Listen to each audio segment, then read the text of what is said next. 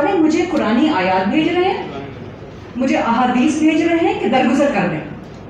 یہ کام کر رہی ہے ایف آئی. یہ پروٹیکشن دے رہے ہیں آپ صحافیوں کو اور خواتین صحافیوں کو.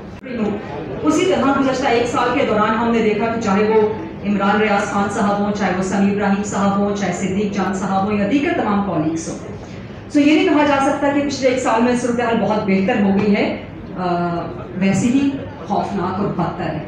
ایف آئی اے والے مجھے کہتے ہیں کہ میڈم آپ بڑی پرومیننٹ خاتون جرنلسٹ ہیں, آپ کو تو کورٹ کچہری کے چکر لگانے پڑ جائیں گے, آپ کو تو مزید ایبیوز کیا جائے گا, تو آپ ایسا کریں آپ یہ اپلیکیشن واپس لیں. یہ ایف آئی اے کہہ رہی ہے مجھے. میں نے کہا نہیں جی, میں اپلیکیشن واپس نہیں لوں گی, آپ کریں, آپ کا کام ہے, آپ مجھے نصیحتیں نہ کریں. 6 مہینے بعد جب میرا وہ کیس وغیرہ سارا پروو ہو گیا کہ جنہوں نے کیا تھا وہ گلٹی تھے, انہوں نے گلٹی ایڈمٹ بھی کر لیا, ایف آئی اے والے مجھے قرآنی آیات بھیج رہے ہیں, مجھے احادیث بھیج رہے ہیں کہ درگزر کر دیں. یہ کام کر رہی ہے ایف آئی. اور ایک ٹیسٹ کیس ہم سب نے کہا تھا کہ ارشد شریف کی شہادت ایک ٹیسٹ کیس ہوگا. کتنے ٹیسٹ کیس ہم لوگوں نے پاکستان میں دیکھے ہیں, کیا وجہ ہے کہ وہ ٹیسٹ کیس واقعی بنتے نہیں ہیں. 5 مہینوں بعد 1 سال مکمل ہو جائے گا ارشد شریف کی شہادت کو. شرمناک مقام ہے یہ پاکستان کی جمہوریت کے لیے, پاکستان کی حکومت کے لیے کہ آپ 1 انچ انویسٹیگیشنز آگے نہیں بڑھا سکے. اور ہمارے لیے سب کے لیے بہت بطور پاکستانی قوم ہم سب کے لیے شرم کا مقام ہوگا کہ اگر یہ کیس بھی باقی تمام کیسز کی طرح داخل دفتر ہو جائے اور امپیونٹی چلتی رہے جرنلسٹ کے خلاف. جو افسر بٹ صاحب نے جو بات کی, آج سویرے بھی ہم ایک یونیسکو کے ایونٹ میں موجود تھے. ایک چھوٹی سی گزارش میں ضرور کرنا چاہوں گی کہ جو صحافیوں کے خلاف ٹرولنگ ہوتی ہے اس کو خدا کے لیے ٹرولنگ نہ کریں. ٹرولنگ بہت معمولی سا لفظ ہے. ٹرولنگ وہ ہوتی ہے کہ آپ نے لباس کس طرح کا پہنا ہوا ہے, میں اس پہ طنز کر دوں, جو آپ اس کو ایک ہنسی مذاق کہتے ہیں یا طنز کہہ دیں کسی کے اوپر. جو صحافیوں کو فیس کرنا پڑتا ہے, خاص طور پہ خواتین صحافیوں کو, وہ وائلنس ہے. اس کو خدا کے لیے وائلنس کے طور پر رجسٹر کریں. And this is a gender based violence. آپ کو ریپ کی تھریٹس, ہم سب کو ریپ کی تھریٹس مل رہی ہوتی ہیں. کیا یہ آسان, کیا یہ ٹرولنگ ہے کہ میں آپ کا ریپ کر دوں گا, میں آپ کو قتل کر دوں گا, کیا یہ ٹرولنگ ہے؟ گالی دی جاتی ہے اور اس قدر شرمناک گالی دی جاتی ہے. میرے اندر شاید ہمت, جرت, برداشت شاید بہت زیادہ ہے, جینیٹیکلی کہنے یا کام کی مشکلات کو فیس کرنے کے حوالے سے, لیکن تمام خواتین صحافی ایسی نہیں ہوتی. مجھ پہ اٹیک کرتے ہیں تو میں ڈٹ کے آگے جواب دیتی ہوں, میں ایف آئی اے چلی جاتی ہوں. میری 7 سے 8 اپلیکیشنز پورے پاکستان میں ایف آئی اے میں پڑی ہوئی ہیں, انکلوڈنگ میرے خلاف بلاسفیمی کے چارجز. میں زیادہ اس پہ بات نہیں کرتی کیونکہ سیف نہیں ہے پاکستان میں بات کرنا. 2014 سے یہ اپلیکیشنز پڑی ہوئی ہیں, زیرو پروگریس. میں جب پہلی بار ایف آئی اے میں گئی 2014 میں, اس وقت یہ سائبر کرائم کا لا 2016 میں, اس وقت ایف آئی اے کا سائبر کا کرائم نیا آیا تھا, سائبر کرائم لا. ایف آئی اے والے مجھے کہتے ہیں کہ میڈم آپ بڑی پرومیننٹ خاتون جرنلسٹ ہیں, آپ کو تو کورٹ کچہری کے چکر لگانے پڑ جائیں گے, آپ کو تو مزید ایبیوز کیا جائے گا, تو آپ ایسا کریں آپ یہ اپلیکیشن واپس لیں. یہ ایف آئی اے کہہ رہی ہے مجھے. میں نے کہا نہیں جی, میں اپلیکیشن واپس نہیں لوں گی, آپ کریں, آپ کا کام ہے, آپ مجھے نصیحتیں نہ کریں. 6 مہینے بعد جب میرا وہ کیس وغیرہ سارا پروو ہو گیا کہ جنہوں نے کیا تھا وہ گلٹی تھے, انہوں نے گلٹی ایڈمٹ بھی کر لیا, ایف آئی اے والے مجھے قرآنی آیات بھیج رہے ہیں, مجھے احادیث بھیج رہے ہیں کہ درگزر کر دیں. یہ کام کر رہی ہے ایف آئی. یہ پروٹیکشن دے رہے ہیں آپ صحافیوں کو اور خواتین صحافیوں کو. So coming back to the same point کہ ایک تو اس کو ٹرولنگ نہ کہیں, اس کو violence against journalist and specifically gender based violence against female journalist, اس کو خدا کے لیے میری اپیل ہے آپ سے ریکگنائز کریں, انڈرسٹینڈ کریں, اور اس کو اسی طرح سے, مجھے نہیں معلوم کہ پی ایف یو جی کے کانسٹیٹیوشن میں یا مینیفیسٹو میں اس کو ایڈ کیا گیا کہ نہیں. بٹ صاحب میری آپ سے ریکویسٹ ہوگی اس کو انشور کروائیں, کیونکہ جس طرح سب نے گزارش کی, میرے تمام اساتذہ نے اس سے پہلے فرمایا بھی یہاں پر کہ ایک کنونشنل جرنلزم سے انکنونشنل ماڈرنائزڈ جرنلزم کی طرف ہم جا رہے ہیں. اب آگے آرٹیفیشل انٹیلیجنس اے آئی کا دور ہے. اب اے آئی کتنی بینیفیشل ثابت ہوتی ہے, کتنی خطرناک ثابت ہوتی ہے, آپ کچھ نہیں کہہ سکتے اس کے بارے میں.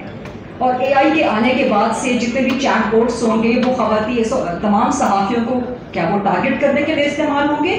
فیوچر جہاں پہ بہت بینیفیشل ٹیکنالوجی کے حوالے سے نظر آ رہا ہے, وہاں بہت خوفناک بھی نظر آ رہا ہے. تو میری گزارش ہوگی کہ اس کو پلیز پی ایف یو جے کے کانسٹیٹیوشن میں مینیفیسٹو میں اس کو ریکگنائز کریں, اس کو انڈرسٹینڈ کریں اور پریشرائز کریں گورنمنٹ آف دا ڈے یا گورنمنٹس جو بھی گورنمنٹ آف دا ڈے ہو کہ آپ نے قانون سازی تو کر رکھی ہے, آپ کے پاس اتنی لیئرز ہیں قانون سازی کی کہ میرا خیال ہے کہ پاکستان میں جو قوانین موجود ہیں وہ کسی بھی صورت ویسٹرن ورلڈ سے کم نہیں ہے.